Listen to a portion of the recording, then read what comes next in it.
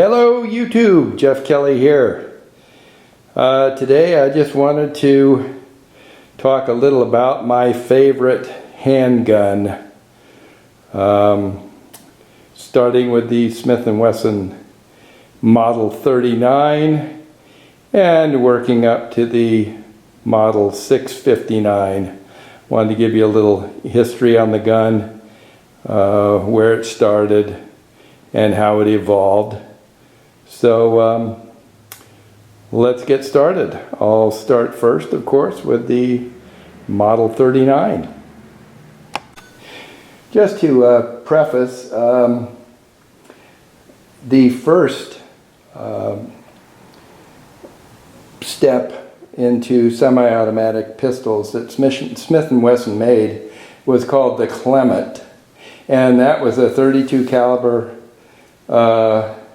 pistol, semi-automatic. Also, they had a .35 caliber semi-automatic. That was made between 1924 and 1936. It failed miserably, and they didn't get back into the semi-automatic handgun business until the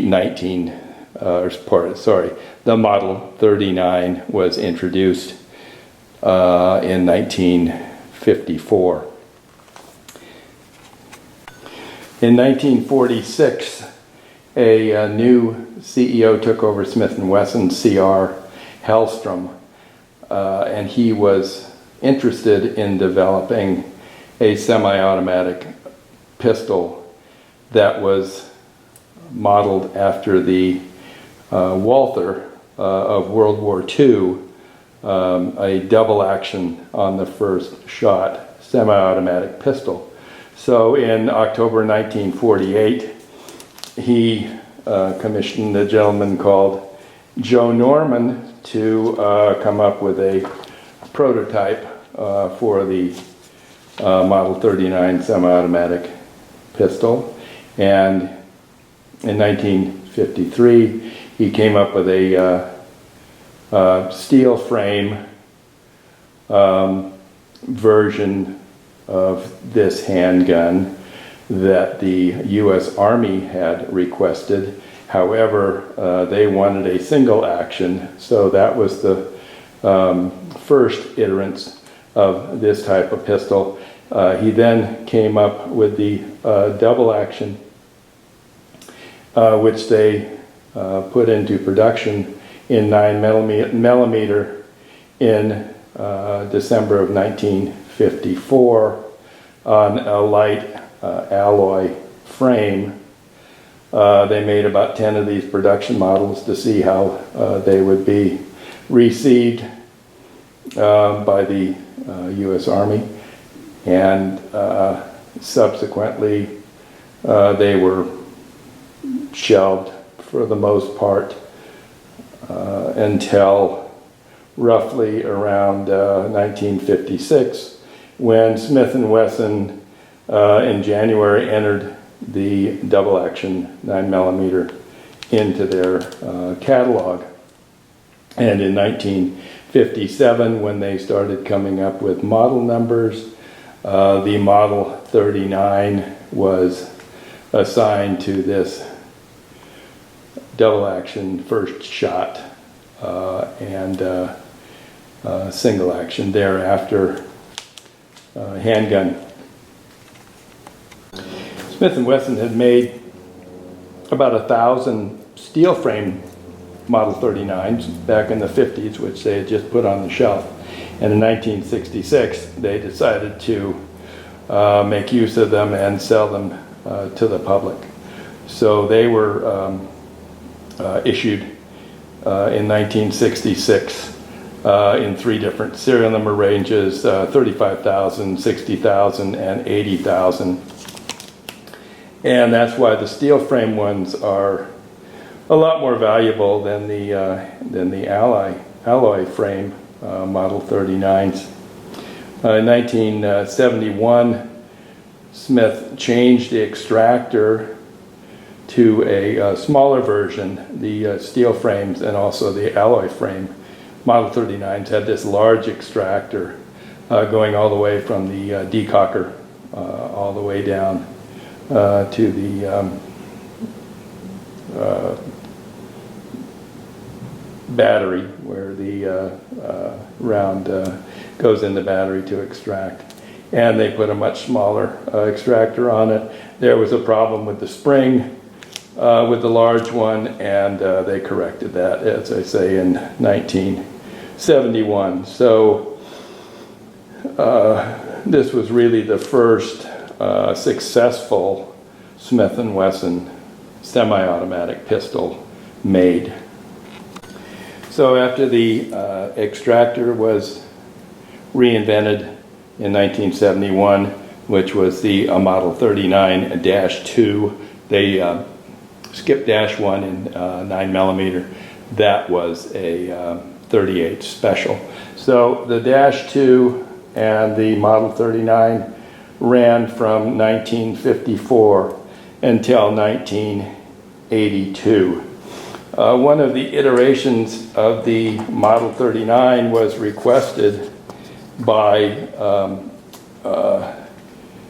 the Army in the Vietnam conflict, and this was a special Model 39 called the Hush Puppy.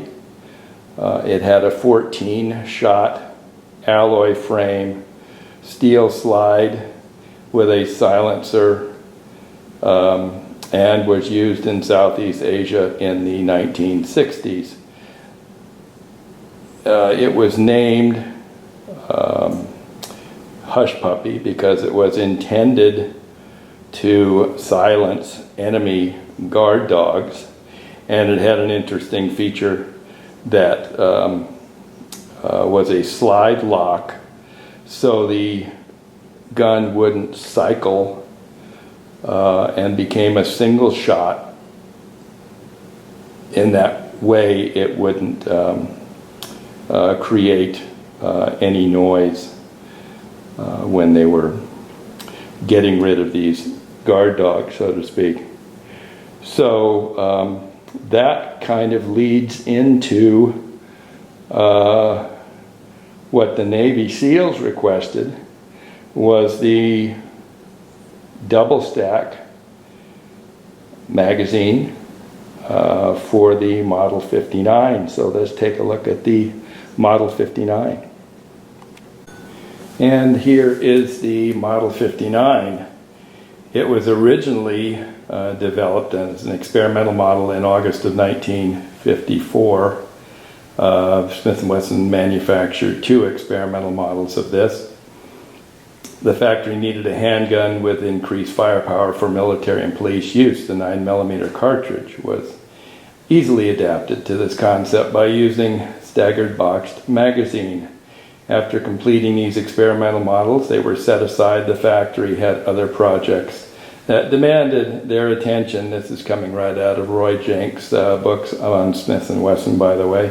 In 1968, when the U.S. Navy requested Smith & Wesson build a small quantity of 14-shot pistols, the experimental models were taken from the cabinets and dusted off. These were examined by the Navy, but they desired handguns made of stainless steel and equipped with other special features. The company accepted the order, but the factory did not have the tooling needed for these specialized pistols.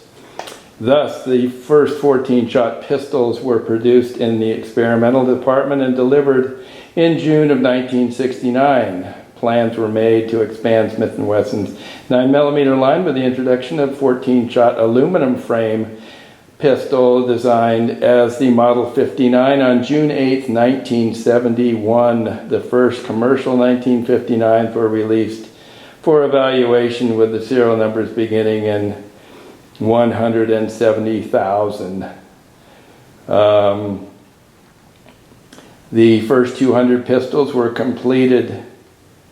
They had incorporated a smooth front grip strap and back strap insert. The factory modified these inserts by serrating them, and a few guns were shipped having only the back strap serrated and a smooth front strap. So anyway, these are the real valuable ones with the smooth back strap and smooth front strap. And there's only a few of them out there, and I have never seen one. The Model 59 is similar to the design of the Model 39, except for the large grip necessary to accommodate the 14-shot magazine. The factory also incorporated a high-impact plastic grip to prevent the grip from being broken when used by law enforcement agencies. Anyway, this is the Model 59, and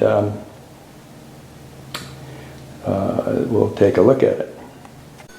Now, another thing that's interesting about the Model 59 is that, as you recall, Browning High Power had developed a double-stack magazine around the same time that Walther had developed the double action on the first shot P38. This was the first gun to incorporate both of those features, and that is what makes it really so special. Double action on the first shot with a high capacity magazine. So the Model 59 was produced from 1971, and the last one rolled off the assembly line in 1982.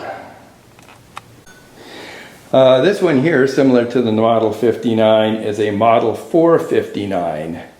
And you can see the difference is that it has an adjustable rear sight and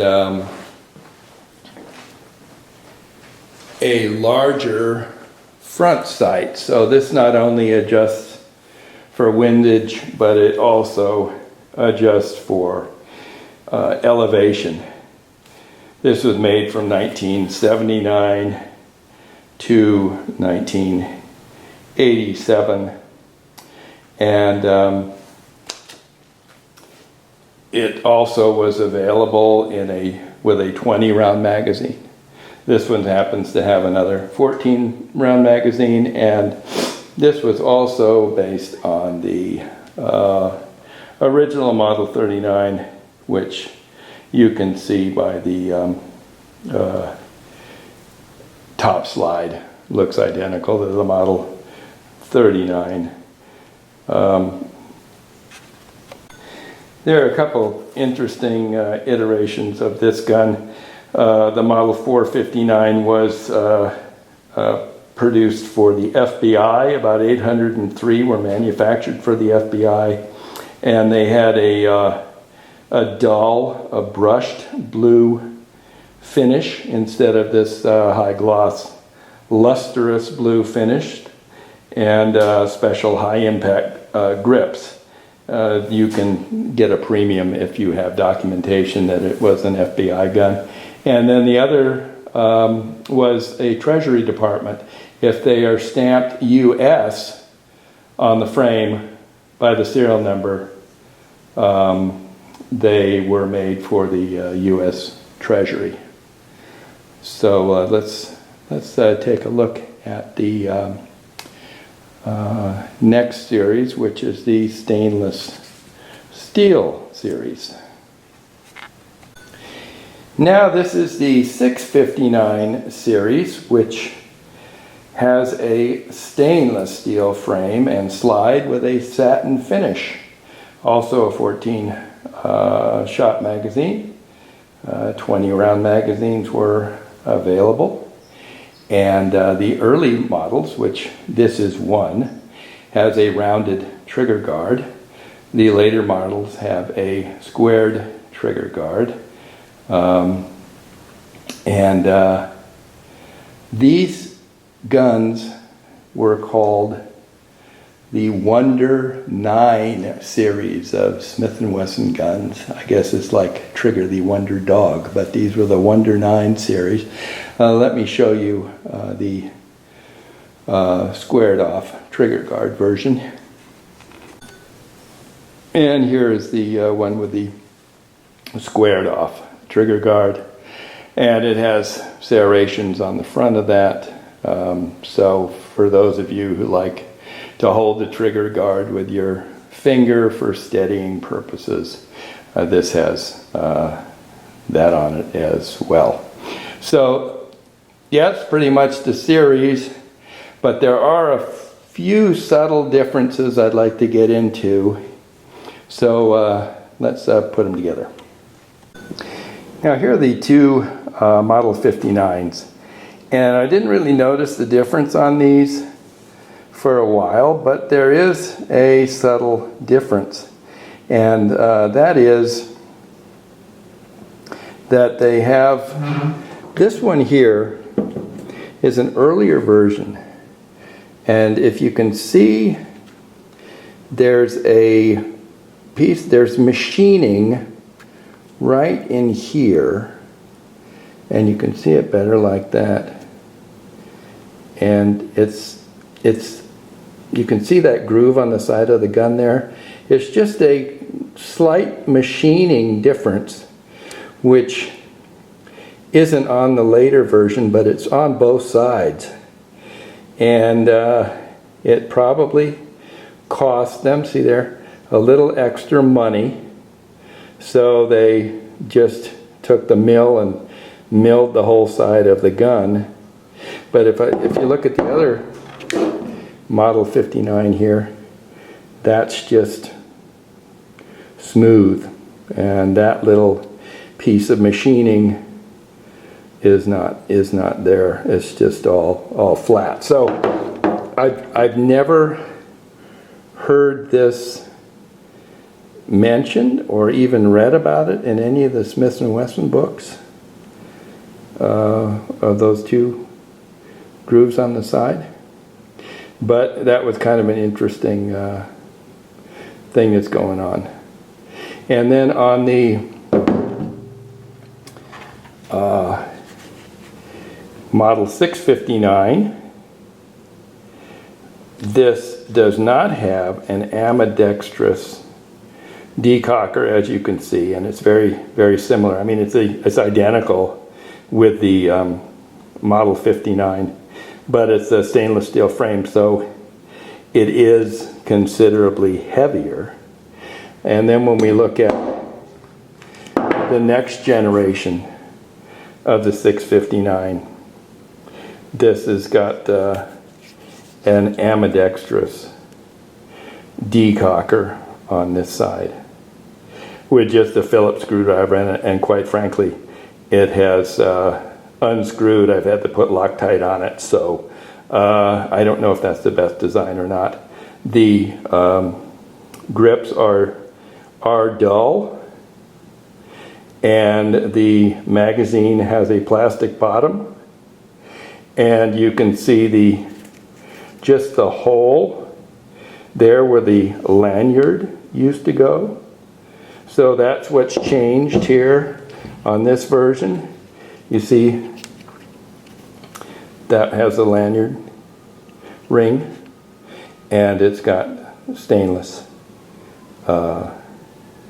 magazine, and the grips are very shiny, like every generation of the Model 59. There's also another thing here. This is a solid piece of steel right by the slide release, and you can see that this has a solid piece of steel on this Model 59, and on this one, on the Model 39-2 and on the 459, when they got to the oh, by the way, I'm sorry, the 459 also has ambidextrous decocker as well. So that was a subtle change. But on the latest version here, the 659, this has just got a bent piece of metal. There you can see that it's really not even. It's there it is right there. It's just a bent piece of metal. So that's another, I guess, a production savings. So there they are. All the Wonder 9s leading up to the 4-digit series. I hope you enjoyed this video, and I hope you all join the NRA and keep us safe. See you on the next one.